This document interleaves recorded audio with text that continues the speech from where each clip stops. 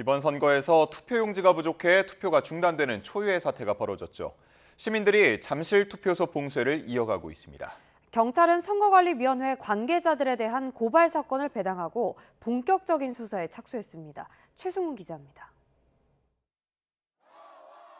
손팻말과 태극기, 성조기를 든 시위대가 건물 입구를 완전히 에워쌌습니다. 구호를 외치는 사람들 주변에서 일부 유튜버들은 방송에 열을 올리기도 합니다.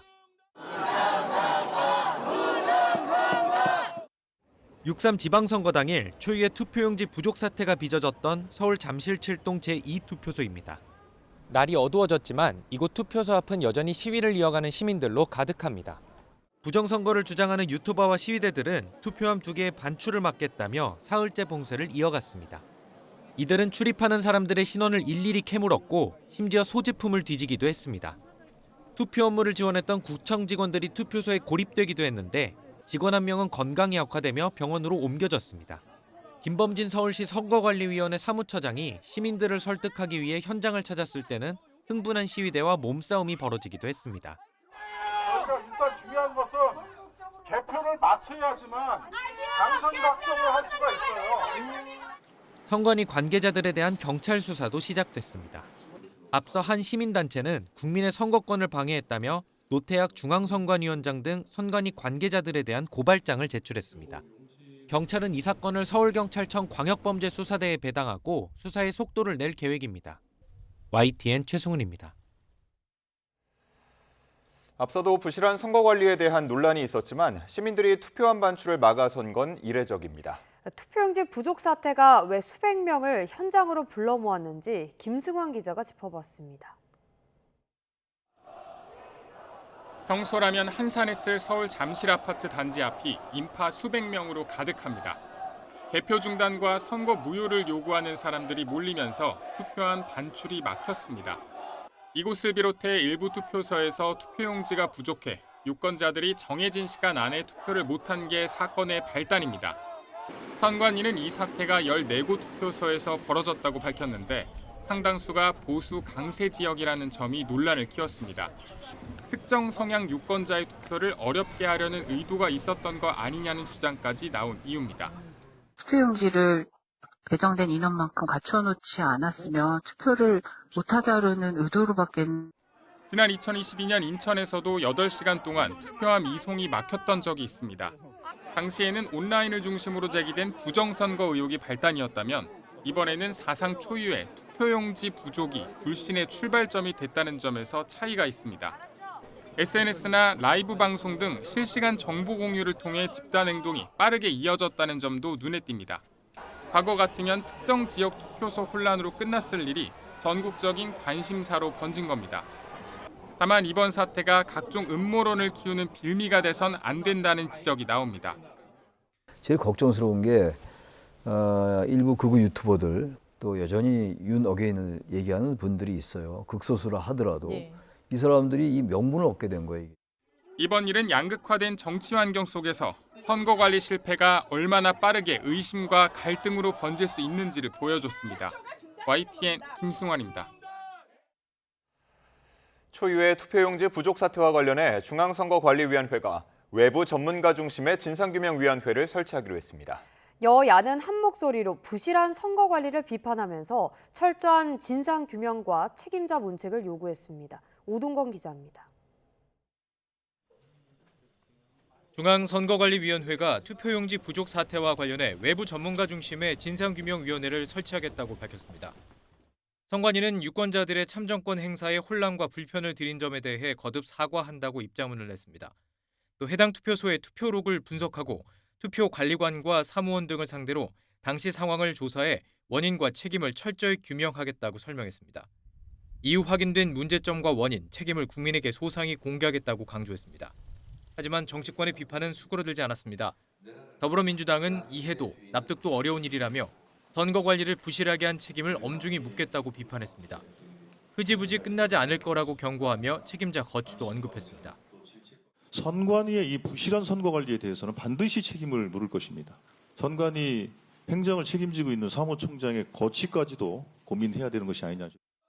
국민의힘은 진상규명과 책임자 문책을 넘어 노태학 중앙선거관리위원장의 즉각 사퇴까지 요구했습니다. 이번 일을 민주주의를 지탱하는 투표제도의 근본을 훼손한 폭거로 규정했습니다. 또 투표지 부족과 투개표 동시 실시, 선관위의 직무유기를 3대 범죄로 규정하면서 국정조사를 제안했습니다. 긴급 국정조사를 진행할 것을 더불어민주당에 제안합니다. 이런 것이 바로 특검이 필요한 사안입니다. 거대 양당뿐 아니라 조국혁신당과 개혁신당, 진보당과 정의당 등도 잇따라 선관위의 부실한 선거관리를 비판하며 진상규명과 책임자 문책, 재발 방지 대책 마련을 촉구했습니다. YTN 오동건입니다. 이재명 대통령은 이번 투표용지 부족 사태에 대해 선거 관리에 납득하기 쉽지 않은 허점이 발생한 건 매우 큰 유감이라며 선관위를 강도 높게 비판했습니다. 이 대통령은 수석보좌관 회의에서 모든 국가기관은 국민의 신성한 참정권 행사에 조금의 빈틈도 없도록 만반의 준비를 해야 할 책무가 있다며 이같이 지적했습니다. 서울시장 선거에서 대역전극을 펼친 국민의힘 오세훈 후보는 최초로 5선 시장에 올랐습니다. 이른바 명픽으로 불렸던 더불어민주당 정원호 후보는 개표 초반 승기를 잡는 듯 했지만 초접전 끝에 고배를 마셨습니다. 김희준 기자입니다. 피말리는 접전 끝에 대역전의 드라마를 쓴 국민의힘 오세훈 당선인. 헌정사상 처음 5선 서울시장에 등극했습니다. 개표 초반 2위를 달렸지만 초박빙 승부 끝에 약 1%포인트 차이, 5만여 표 격차로 승리를 거머쥐었습니다. 당선 일성은 상식의 승리였습니다. 견제와 균형이라는 민주주의의 대원칙을 다시 한번 확고하게 세워주셨습니다.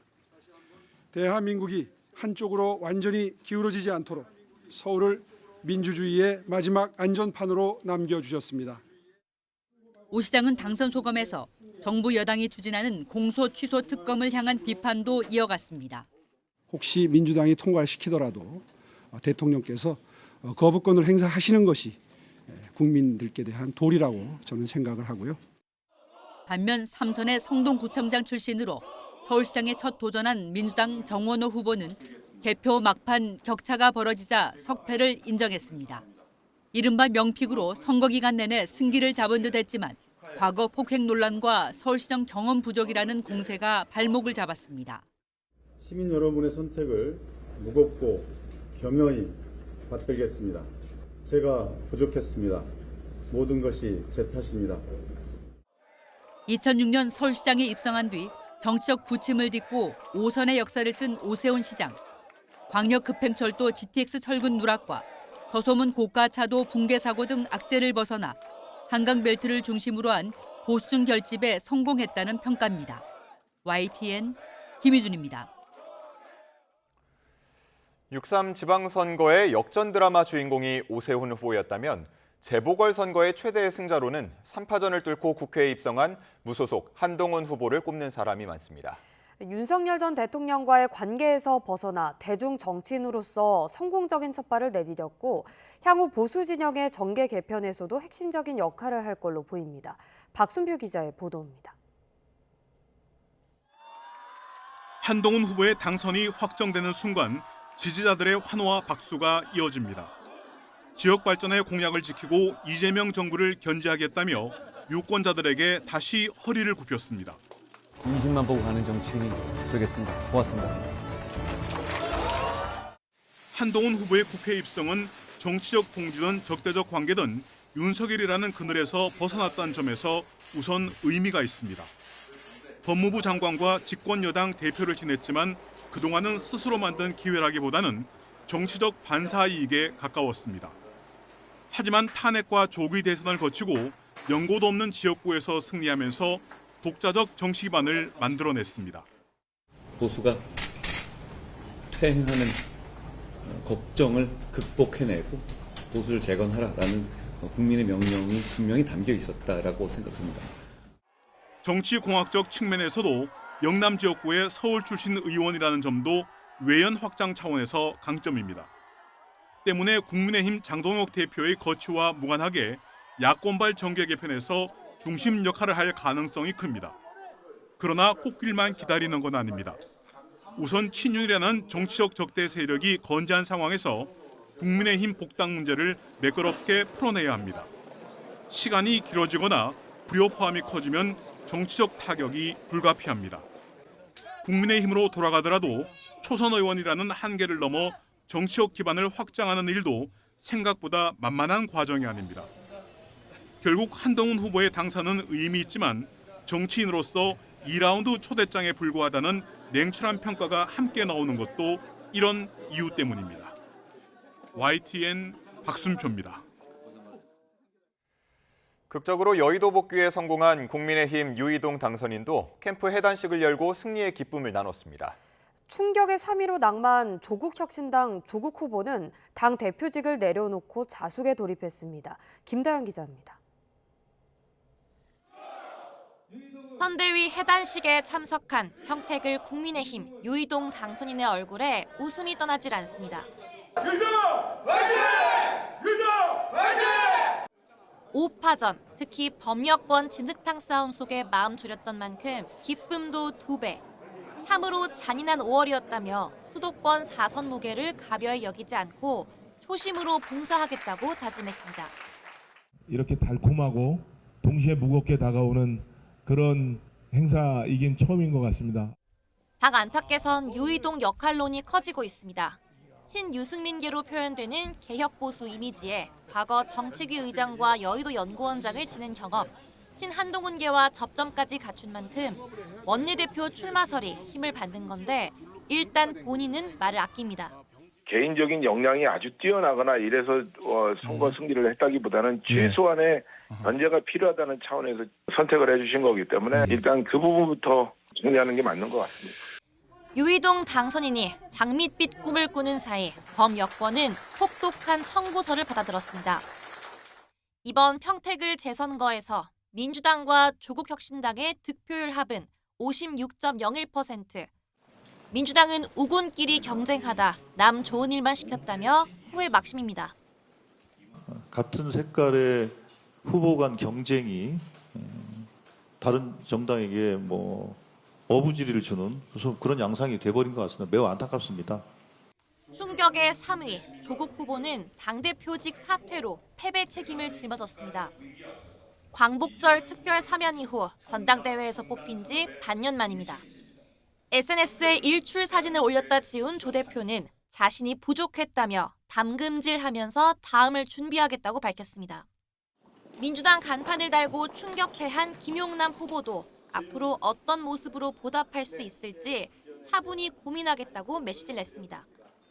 이번 평택을 싸움은 개개인의 여의도 입성 여부를 넘어 정치적 재기와 후퇴, 크게는 정치 지형까지 좌우할 상징적인 승부로 남게 됐습니다. YTN 김다연입니다. 오늘의 주요 경제 일정입니다. 젠슨왕 엔비디아 CEO가 7개월 만에 한국을 찾습니다. 오늘 오후 1시쯤 김포공항에 도착해 입국 소감을 밝히는 것으로 방한 일정을 시작하는데요. SK 최태원 회장, LG 구강모 회장, 네이버 이혜진 의장 등 재벌 총수들과 삼겹살 회동을 열고 협력을 논의할 예정입니다. 한화 에어로스페이스가 오늘까지 생산 라인 가동을 전면 중단하고 특별 안전 점검을 실시합니다. 한화 에어로스페이스는 대전, 충북 보은, 전남 여수, 경남 창원 등 전국 9개 사업장의 작업을 오늘까지 이틀간 중단한다고 밝혔습니다. 또 대전 사업장 같은 사고를 원천 방지하기 위해 안전한 사업장 환경 확보가 최우선이라고 판단했다고 밝혔습니다. 한국은행이 올해 4월 국제수지 잠정치를 발표합니다. 지난 3월 경상수지는 반도체 수출 호조로 역대 최고치를 경신했는데 4월에는 이란 전쟁에 따른 유가 상승이 본격 반영돼 흑자 기조는 이어지되 규모는 축소될 것으로 전망됩니다. 국토부가 자동차 안전 기준을 강화합니다. 야간에 전조등을 켜지 않고 주행하는 이른바 스텔스 자동차를 막기 위해 전조등과 후미등 자동 점등을 의무화하고 전기차가 속도를 줄일 때 뒤에서 오는 차가 쉽게 인지할 수 있도록 할 계획입니다. 강화된 안전 기준은 오늘 공포 이후 9월부터 적용됩니다. 삼성전자 최대 노조인 삼성그룹 초기업 노동조합 삼성지부가 조합원 감소로 과반 노조 지위를 상실했습니다. 업계에 따르면 초기업 노조 조합원 수는 어제 오후 3시 기준 58,270명으로 삼성전자 전체 임직원 수 절반인 64,440명에 미치지 못했습니다. 초기업 노조 조합원은 임급 교섭 과정에서 한때 7만 6천 명을 넘었지만 지난달 협상 타결 이후 이탈이 이어지며 약 18,000명이 감소했고 감소한 인원은 2대, 3대 노조로 이동한 걸로 추정됩니다.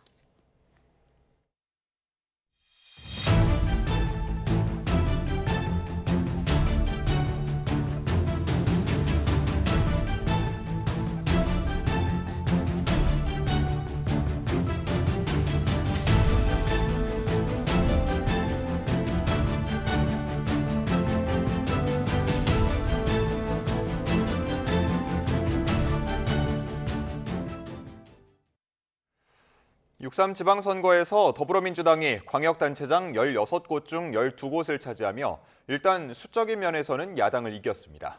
하지만 제1야당인 국민의힘 역시 최대 격전지인 서울시장 선거에서 승리하고 보수 텃밭인 대구와 경남, 경북을 지키면서 내용적으로 결코 뒤지지 않았다는 평가가 나옵니다. 김태민 기자의 보도입니다. 이재명 정부 출범 후 1년 만에 치러진 전국 단위 선거에서 민심은 여당에 힘을 실었습니다. 광역단체장 선거가 치러진 16곳 중 12곳에 민주당 깃발을 꽂으며 수치에서는 야당을 압도했습니다. 접전지인 부산에서는 민주당 전재수 후보가 국민의힘 박형준 후보를 상대로 6년 만에 지역 탈원에 성공했습니다. 부산에서 선거를 치른다는 것이 여전히 어렵다라는 것을 다시 한번 무겁게 느꼈습니다. 우리 부산 시민들의 마음을 얻기 위해서 더 열심히 일하겠다. 이 밖에도 인천과 강원, 충청, 울산에서도 잇따라 승전고를 울리며 지난 지방선거 패배를 서력했습니다. 하지만 최대 격전지인 서울에서는 민주당 정원호 후보가 현역 4선 출신의 국민의힘 오세훈 후보에게 막판 역전을 허용했습니다. 국민의힘은 수도 서울과 함께 보수 텃밭인 경북, 경남, 대구도 사수했습니다. 특히 공천 잡음으로 막판까지 접전이 이어졌던 대구에서 진땀승을 거뒀습니다. 민주당 정권의 그 오만함을 조금이라도 견제하는 그 균형추 역할을 이 대구 선거를 통해서 해야 되겠다 하는 그런 뜻도 내포되어 있지 않았을까 이렇게. 여야의 성적표는 12대 4로 여당의 압승이지만 최대 격전지 서울시장을 국민의힘이 가져가면서 어느 쪽도 웃을 수 없는 상황이 됐습니다. 서울시장 선거를 통해 유권자들의 견제 심리가 드러나면서 이재명 정부도 향후 국정 운영이 순탄치만은 않을 전망입니다.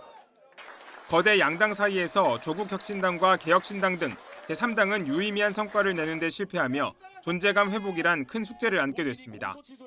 YTN 김태민입니다. 경기 평택을 국회의원 재선거에서는 더불어민주당과 조국혁신당 모두 쓴맛을 봤습니다. 김용남 조국 후보가 나란히 낙선한 건데요. 특히 조 후보와 혁신당에겐 최대 정치적 시련이 닥쳤다는 분석입니다. 임성재 기자의 보도입니다. 평택을 재선거 개표율이 90%가 넘은 심야 시간 조국혁신당 조국 후보가 비통한 표정으로 선거사무소에 나타났습니다. 최우선 과제였던 국힘 제로를 평택에선 완수하지 못했다.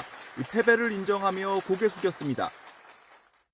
평택에서는 그 명령을 완수하지 못했습니다. 다 저의 부족함이고 다 저의 책임입니다. 무엇보다 우당인 민주당 소속 김용남 후보와의 살벌했던 네거티브전 결과가 양당 모두의 패배로 돌아왔다는 점이 뼈아픕니다. 민주진보 진영의 적자를 자초하며 기세를 올렸지만 국힘 생환의 결과로 이어진 겁니다. 민주당 후보 김용남 후보를 선택하셔야 됩니다. 다른 후보를 선택하시면 국민의힘이 됩니다.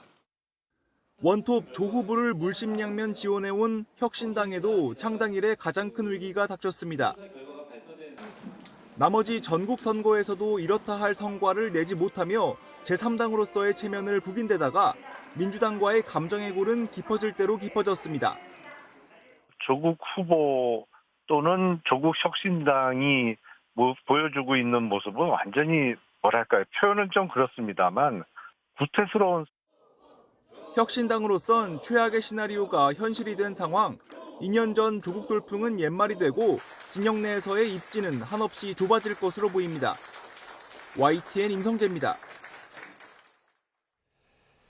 윤석열 정부 핵심 인사 출신으로 공천을 받았던 국민의힘 후보들은 희비가 엇갈렸습니다. 영남권 출마 후보들마저 접전을 벌이면서 계엄 이후 달라진 분위기를 실감했습니다. 박희재 기자입니다. 윤석열 정부에서 방송통신위원장으로 발탁됐던 국민의힘 이진숙 후보. 강세 지역인 대구 달성에 출마해 일찌감치 당선을 확정지었습니다. 이재명 정권의 견제받지 않은 권력을 막아내는 데 최선을 다하겠습니다. 이진숙 후보와 함께 옛 방통위에서 부위원장으로 일했던 울산 남구갑의 김태규 후보도 막판 접전 끝에 원내 입성에 성공했습니다. 대구시장에 도전한 윤 정부 부총리 겸 기획재정부 장관 출신 추경호 후보도 접전 끝에 겨우 승리했습니다. 민주당 정권의 그 오만함을 조금이라도 견제하는 그 균형추 역할을 이 대구 선거를 통해서 해야 되겠다 하는. 결국 유권자들은 국민의힘이 윤어게인 공천이라는 비판을 무릅쓰고 선거판에 내놓은 윤 정부 출신 인사 3명을 선택했습니다. 반면 초대 국가보훈부 장관을 지낸 부산 북구갑 박민식 후보, 윤석열 대선 캠프 수행실장 출신 경기 하남갑 이용 후보는 패배했습니다. 하나같이 윤 정부의 핵심 인사들이었지만 운명은 엇갈린 셈입니다. 박근혜, 이명박 두 전직 대통령의 영향력에도 의문점이 남았습니다.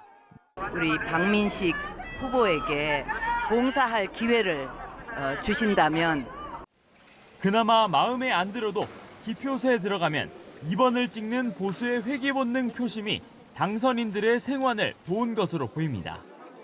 여전한 국민의힘 분란의 불씨인 전류는 윤 정부 출신 인사들의 당선과 맞물려 당내 내홍의 뇌관으로 다시 떠오를 것으로 보입니다. YTN 박희재입니다. 이번 선거에선 청와대 출신 참모들의 당락도 주목받았습니다. 대변인 출신 김남준, 전은수 후보가 국회의원 배지를 달았으나 집중 조명받았던 하정우 전 수석은 고배를 마셨습니다. 홍민기 기자입니다. 이재명 정부 출범 이후 청와대 출신 명함을 들고 선거에 출마한 후보는 모두 7명. 이 가운데 대통령의 입으로 불린 김남준 전 청와대 대변인은 대통령의 지역구까지 물려받아 자정전 일찌감치 당선 깃발을 꽂았습니다. 여러분들의 성원을 모아서 이재명 대통령 약속하셨던 그 공약들 잘 지켜내겠다. 강훈식 대통령 비서실장의 지역구 충남 아산을에 출마한 전은수 전 청와대 부대변인과 김남국 전 대통령실 디지털 소통비서관도 낙승을 거두며 국회 입성에 성공했습니다. 반면 이번 선거의 최대 격전지 부산 북구갑에 출마한 하정우 전 청와대 AI 수석은 끝까지 혈투를 벌였지만 고배를 마셨습니다. 개표 초중반 무소속 한동훈 후보를 7%포인트 가까이 따돌리기도 했으나 후반부에 한 후보에게 추격을 허용했습니다. 지자체장 선거에선 민주당 1호 공천 우상호 전 청와대 정무수석이 강원도지사를 탈환했고 손아정 전 청와대 행정관은 초대 인천 영종구청장에 당선됐습니다. 이재명 정부 집권 2년차를 맞아 여당과 지방정부로 이동에 성공한 청와대 출신 참모들의 역할에 더욱 무게가 실릴 거란 전망이 나옵니다. YTN 홍민기입니다. 이재명 대통령은 지방선거에 담긴 국민의 뜻을 겸허하게 받들어 소속 정당과 관계없이 새로 선출된 지방정부와 적극 협력하겠다고 강조했습니다. 이 대통령은 어제 수석보좌관 회의에서 모든 국민의 마음을 모아 국민 삶의 진전과 대한민국의 발전에 온 힘을 쏟겠다며 이같이 말했습니다. 이어 국민주권정부의 2년차 임기가 시작됐다며 신발끈을 다시 단단히 묶고 국정 속도 배가에 총력을 기울여달라고 공직자들에게 주문했습니다. 이재명 대통령은 지난 1년간 국무회의 생중계와 활발한 SNS 등으로 국민과의 직접 소통에 주력했습니다. 전임 대통령들과 구별되는 가장 큰 특징으로 꼽히는데요. 국정 운영의 투명성을 높였다는 점에서 긍정적이지만 정제되지 않은 메시지로 부작용이 있을 수 있다는 우려도 나오고 있습니다. 강진원 기자의 보도입니다. 중대재해 근절대책을 국민 모두에게 알려야 한다는 이재명 대통령의 지시로 역대 정부 사상 처음으로 생중계된 지난해 7월 29일 국무회의. 이 대통령과 국무위원들의 심층 토론 등 모든 과정이 1시간 20분 동안 여과 없이 공개됐습니다. 사람 목숨을 지키는 특공대다 이렇게 생각하고 정말로 철저하게 단속해야 됩니다. 직을 걸겠습니다. 네, 진짜로. 이번에 이거 해가 상당 기간이 지나도 산재가 안 줄어들면 진짜 직을 거십시오.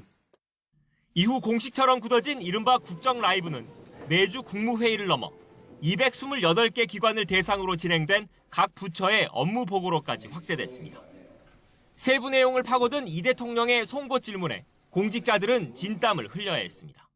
제 아내도 그러고 자꾸 잘한 걸 칭찬을 자꾸 해야지 왜 뭐 문제 있는 거 자꾸 지적을 하면 그게 되냐고 저한테 자꾸 야단치는데 잘한 거 칭찬을 하니까 너무 많아가지고 그러는 거니까. 생중계 카메라가 주로 업무 시간에 돌았다면 이 대통령의 SNS는 휴일 밤낮이 없었습니다. 스타벅스 코리아의 5.18 탱크데이 이벤트와 캄보디아 스캠 범죄 조직, 설탕 부담금과 반값 생리대 등 분야를 가리지 않는 화두가 실렸습니다.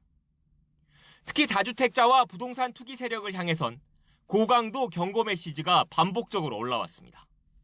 이번이 아마 중과를 피할 수 있는 마지막 기회라고 생각하고 말씀 도중에 아마라는 표현 2번 하셨거든요. 아마 없습니다. 이처럼 국민과 직접 소통을 중시하는 현장형 리더십은 국정 운영의 투명성을 높여 정책의 신뢰도를 끌어올렸다는 평가가 나옵니다. 실제로 60%대를 상회하며 고공행진 중인 이 대통령의 지지율을 이끈 주요 요인 가운데 하나로 소통이 빠지지 않고 있습니다. 물론 대통령의 발언 무게를 고려할 때 정제되지 않은 입장이 그대로 나가 불필요한 논란을 일으킬 수 있다는 지적이 적지 않은 것도 사실입니다. 이스라엘군이 팔레스타인 어린이를 고문했다는 주장이 담긴 영상과 함께 유대인 학살과 전시 사례는 다르지 않다고 했던 SNS 글이 대표적입니다. 당시 야당에선 사실관계도 제대로 확인하지 않은 2년 전 영상으로 외교 갈등만 초래했다는 비판이 나오기도 했습니다. 해당 영상은 최근 것이 아니었습니다. 피해자는 아동이 아니라 이미 사망한 팔레스타인 성인 남성이라는 점이 외신을 통해 밝혀졌습니다. 이른바 직통정치의 장점은 살리고 부작용은 줄여 국민의 국정 체감 만족도를 더 높이는 게 앞으로 4년 남은 임기 동안 이 대통령의 숙제가 될 것으로 보입니다.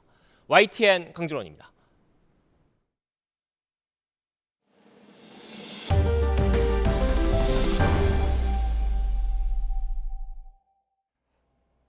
이어서 주요 사건 사고 소식 살펴보겠습니다.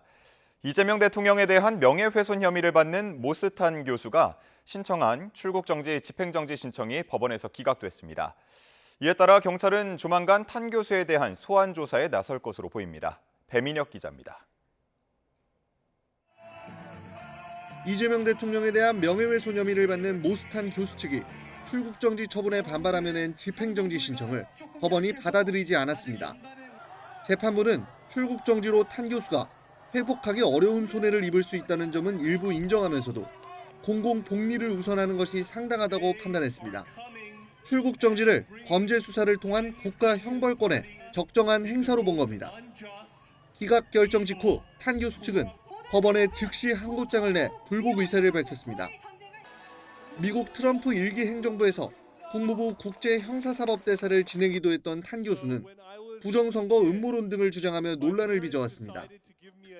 특히 이 대통령이 청소년 시절 강력범죄에 연루됐다는 주장을 한 것과 관련해서는 지난해 7월부터 명예훼손 혐의로 수사를 받아왔습니다. 지난달 28일 탄 교수가 부정선거를 감시하겠다며 한국에 입국하자 경찰은 공항에 직접 나가 출석을 요구했는데 탄 교수는 불출석 사유서와 수사관 기피 신청서를 내며 불응했습니다. 탄 교수의 출국 정지가 유지되면서 경찰 입장에서는 사실관계를 규명할 기회를 확보하게 된 만큼 조만간 다시 출석을 요구하고 소환 조사에 나설 것으로 보입니다. YTN 배민혁입니다. 정교유착 의혹을 수사 중인 검경 합동수사본부가 어제 신천지 이만희 총회장을 피의자 신분으로 소환했습니다. 신천지의 집단 정당 가입 의혹과 관련해 정점인 이 총회장의 혐의를 규명해낼 수 있을지 주목됩니다. 임예진 기자입니다. 정당법 위반 혐의를 받고 있는 이만희 신천지 총회장이 정교유착 검경 합동수사본부에 출석했습니다. 지난 1월 합수본이 출범한 지 5달 만에 신천지 수장을 피의자 신분으로 불러낸 겁니다. 흰 옷차림에 지팡이를 짚고 나타난 이 총회장은 쏟아지는 취재진 질문에 묵묵부답으로 일관했습니다. 교인들 국민의힘에 강제로 가입시키셨습니까? 국민의힘에 혐한 청탁한 적 있으십니까? 이 총회장은 20대 대선과 22대 총선을 앞두고 신천지 신도들을 국민의힘에 집단 가입하게 한 혐의를 받고 있습니다. 교단 현안을 해결하는 등 정치권에 영향을 미칠 목적으로 국민의힘 당내 경선에서 특정 후보를 밀어주려 했던 겁니다. 앞서 합수본은 문제를 제기했던 신천지 전직 간부들을 잇따라 불러 신천지 지도부가 이른바 필라테스 프로젝트를 통해 국민의힘 가입을 독려했고 이에 따라 5만 명 넘는 신도들이 실제 국민의힘에 가입한 정황을 확인했습니다. 합수본은 이 과정이 이만희 총회장의 지시에 따른 집단적 움직임이라고 의심하며 수사를 이어가고 있습니다. 또 고발 1년여 만에 불기소 처분된 이 총회장의 조세포탈 혐의 사건과 관련해서도 수사 무마를 위한 로비가 있었는지 들여다보고 있습니다. 앞서 전재수 부산시장 당선인 등의 통일교 금품수수 의혹을 불기소로 마무리한 합수본이 남은 신천지 의혹의 전모를 규명해낼 수 있을지 주목됩니다. YTN 임혜진입니다. 지난해 국내에서 감정한 마약류 항목이 14만 건을 돌파하며 역대 최다를 기록했고 10대 청소년층의 신종 마약류 남용이 심각한 수준인 것으로 나타났습니다. 행정안전부 국립과학수사연구원이 발간한 마약류 감정백서 2025를 보면 지난해 마약류 감정 종수는 모두 14만여 건으로 기존 최다 기록이었던 지난 2023년 때보다 10%가량 증가했습니다. 이와 함께 10대 청소년층에서 검출된 마약류 가운데 합성 대마가 차지하는 비중이 50%를 넘어 전체 연령대 가운데 가장 높은 비율을 차지한 것으로 집계됐습니다. 개인정보보호위원회가 온라인 동영상 서비스 OTT 사업자인 티빙의 이용자 개인정보 유출 사고와 관련해 본격적인 조사에 착수했다고 밝혔습니다. 개인정보위에 따르면 티빙은 지난 2일 이용자 개인정보가 저장된 데이터베이스에 비인가 접근이 이뤄진 사실을 인지한 뒤 다음 날 새벽 유출 신고를 접수했습니다. 유출된 항목은 아이디와 이름, 생년월일, 휴대전화번호, 이메일은 물론 환불 계좌번호와 비밀번호 등인 것으로 파악됐고 이 중 일부 항목은 암호화된 것으로 확인됐습니다. 이스라엘과 레바논의 휴전 합의 소식이 전해졌지만 불과 2달 전 합의처럼 언제든 다시 깨질 수 있다는 우려가 나옵니다. 타결을 눈앞에 둔 것처럼 보였던 미국과 이란의 종전 협상은 여전히 레바논이라는 뇌관에 걸려 멈춰서 있습니다. 권영희 기자의 보도입니다. 이스라엘과 레바논이 헤즈볼라를 국경 밖으로 철수시키는 조건으로 휴전에 합의했습니다. 하지만 지난 4월 합의가 불과 며칠 만에 휴지 조각이 됐듯 이번 합의 역시 언제든 깨질 수 있다는 회의론이 무성합니다. 레바논이 세계 외교전의 핵심 쟁점으로 떠오른 데는 중요한 이유가 있습니다. 헤즈볼라는 이란이 이스라엘을 견제할 핵심 방패입니다. 방패가 무너지면 최악의 안보 공백을 맞게 되는 만큼 이란은 레바논 휴전을 종전협상의 전제 조건으로 압박해왔습니다. آتش‌بس در لبنان بخش لاینفک هر گونه آتش‌بس و هر گونه توافق نهایی برای خاتمه جنگ است. 반면 이스라엘은 미국과 이란이 협정을 맺기 전에 헤즈볼라의 위협을 완전히 뿌리 뽑겠다는 전략입니다. אנחנו ממשיכים להעמיק את הפעילות שלנו בשטח בדרום לבנון, מחסלים מעוזי חיזבאללה במנוסה. 사이에 낀 트럼프 미국 대통령은 격노해 왔습니다.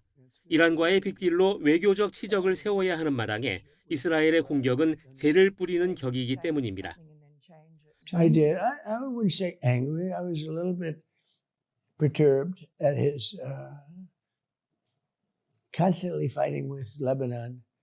You know, at some point I said, "Bibi, we got to stop this. We got to stop it."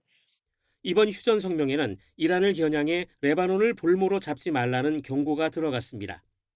레바논을 분리해 본 협상을 서두르겠다는 트럼프의 계산이 깔려 있습니다. 방패를 지키려는 이란과 이를 부수려는 이스라엘, 판이 깨질까 압박을 가하는 미국. 전격적인 휴전 합의에도 불구하고 현장의 이행을 강제할 수단이 마땅치 않아 위태로운 긴장감은 여전합니다. YTN 권영입니다.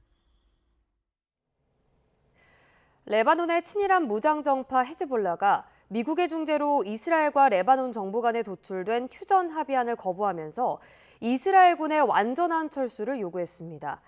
헤즈볼라 수장인 나임 카셈 사무총장은 자체 방송인 알 마나르 TV를 통해 발표된 성명에서 헤즈볼라 무장대원들을 레바논 남부에서 철수하도록 한 합의안의 요구는 항복과 패배, 적의 목표 달성을 의미할 뿐이라고 비판했습니다. 트럼프 미국 대통령이 연방 하원에서 이란과의 전쟁 권한을 제한하는 결의안이 통과된 데 대해 비애국적이라고 비난했습니다. 트럼프 대통령은 현지 시간 4일 자신의 SNS 트루스 소셜을 통해 전날 민주당 의원 전원과 공화당 의원 4명의 찬성으로 대통령의 전쟁 권한을 제한하는 결의안이 통과된 데 대해 누가 이런 비애국적 행위를 하느냐며 강한 불만을 드러냈습니다.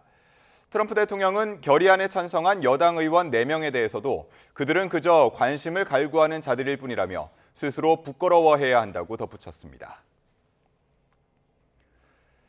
이란 전쟁 와중에도 미국 경제는 고용과 경기 상황이 양호해 기초 체력은 탄탄한 것으로 나타났습니다. 하지만 고유가가 해운과 포장, 식료품, 비료 등 전방위로 가격 상승을 확산시켜 물가 관리에선 큰 문제점이 드러났습니다. 뉴욕에서 이승윤 특파원입니다. 미국 내 5손가락 안에 드는 대형 주택건설업체인 테일러 모리슨 홈.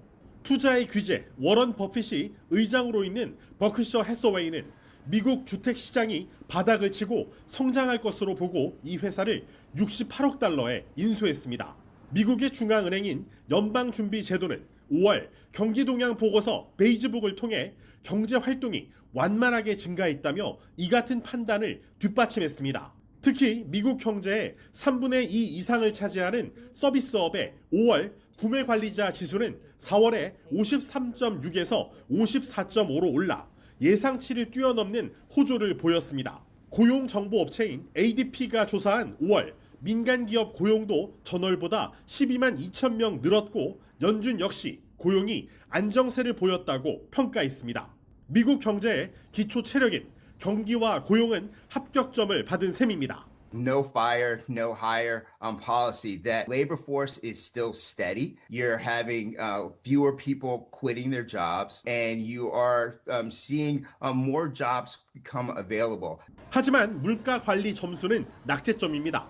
연준은 전쟁발 고유가가 해운과 포장, 식료품, 비료 등 전방위로 가격 상승을 확산시켜 계층별, 지역별 소비 양극화가 심해졌다고 분석했습니다. 실제로 미국 서비스 기업들이 지불한 가격 지수는 거의 4년 만에 최고 수준으로 급등했습니다. 카드 사용량과 대출 연체율은 상승하고 쇼핑은 감소함에 따라 연준 내 금리 인상을 주장하는 매파의 목소리가 힘을 얻을 것으로 보입니다. 트럼프 대통령의 금리 인하 요구와 연준의 물가 관리 기조 간의 힘겨루기는 이제 2라운드에 들어갈 전망입니다. 뉴욕에서 YTN 이승윤입니다. 비닐하우스 안 검은 천막에 덮여 오랜 기간 방치된 유물이 있습니다. 어린이 테마파크 레고랜드가 들어선 강원도 춘천의 중도 유적지입니다. 유적공원과 박물관을 짓겠다는 약속은 지켜지지 않고 있습니다. 홍성욱 기자가 취재했습니다.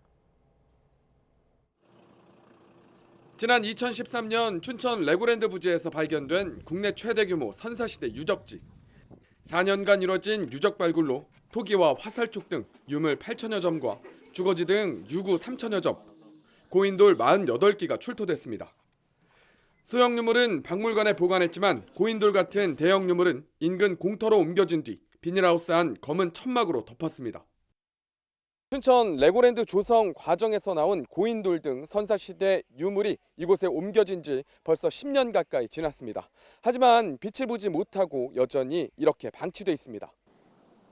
레고랜드 조성을 총괄한 강원도 산하 중도개발공사는 앞서 유적공원과 박물관을 만들어 보존하겠다고 약속했습니다. 레고랜드 인근 땅을 팔아 비용을 댈 계획이었지만 무리한 분양 추진과 기반시설 준공 지연으로 자금난에 허덕였고 약속은 지키지 못했습니다. 장기간 유물이 방치되면서 훼손도 우려됩니다. 강원도가 약속한 이 역사유적공원 조성과 박물관 조성에 시급하게 결단할 때다 이렇게 좀 판단하고 있습니다. 중도개발공사는 보관된 유물은 국가유산청에서 주기적으로 점검 관리하고 있다며 유적공원과 박물관 조성은 토지 분양 외에 투자를 유치해 추진할 계획이라고 밝혔습니다. 하지만 공사가 여전히 자금난과 적자에 시달리면서 대상 부지는 잡초만 무성한 허허벌판입니다. 국내 최대 선사유적지 위에 올린 테마파크. 보존 약속이 지켜지지 않으면서 선사시대 유물은 오늘도 검은 천막 아래 잠들어 있습니다. YTN 홍서욱입니다. 의료기관마다 편차가 컸던 도수치료 가격이 다음 달부터 1회당 4만 원대로 낮아지고 횟수는 연간 15회로 제한됩니다. 보건복지부는 관리급여로 정한 도수치료 1회 가격을 30분 기준 43,850원으로 평가하고 모든 종별 의료기관에서 같은 가격이 되도록 결정했습니다. 횟수는 치료 부위를 불문하고 주 2회, 연간 15회로 제한했으며 관절 구축이나 강직 등 예외적 경우에만 24회까지 받을 수 있게 했습니다.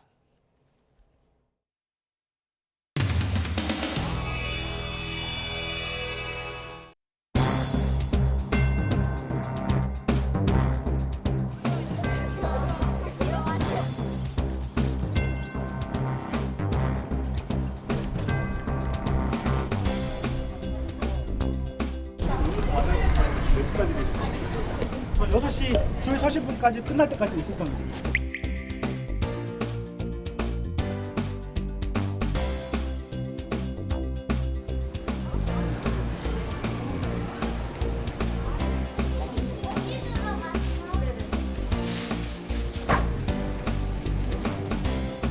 투표를 못하고 앉았으니 말이 되냐? 몇 번을 지금 가고 있어 지금 안 한다고. 몇 번을 지금 가고 있어 지금 안 한다고. 송파구, 광진구, 강남구 투표용지가 부족해서 국민들께서 투표를 할 수 없다는 기상천외한 속보가 쏟아지고 있습니다.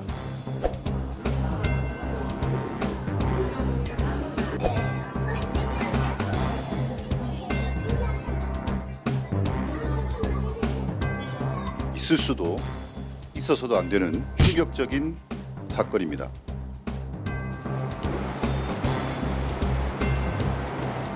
미흡한 준비와 대처로 실망을 드리게 되어 다시 한번 사과드립니다. 서울 선거 개표 지금 즉시 중단하기 바랍니다. 개표가 마무리되면 어떠한 진상도 제대로 파악할 수 없습니다. 지금 당장 개표를 중단해야 합니다. 그리고 필요에 따라서 재선거를 실시해야 합니다. 현재 국민의힘에서 주장하고 있는 개표 중단과 재투표 여부는 일고의 가치가 없다고 말씀을 드리겠습니다.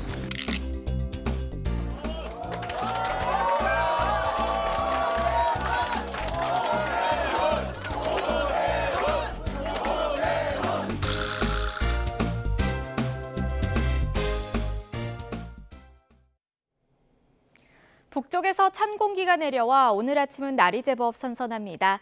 현재 서울 기온은 18.2도로 어제 같은 시각보다 5도가량 낮게 시작하고 있는데요. 한낮에도 고온이 한풀 꺾이고 예년의 초여름 날씨를 보이겠습니다. 오늘 오전까지 강원도를 중심으로는 약한 기압골의 영향을 받겠습니다. 그 밖의 지역은 하늘이 차차 개겠고요. 따라서 낮 동안에는 자외선이 무척 강하겠습니다. 자세한 지역별 기온입니다. 현재 청주의 기온 19.8도, 광주 20.8도를 보이고 있습니다. 한낮에는 예년과 비슷하거나 조금 낮겠고 영남 지방은 다소 덥겠는데요. 서울 27도, 광주 26도, 대구 28도까지 오르겠습니다.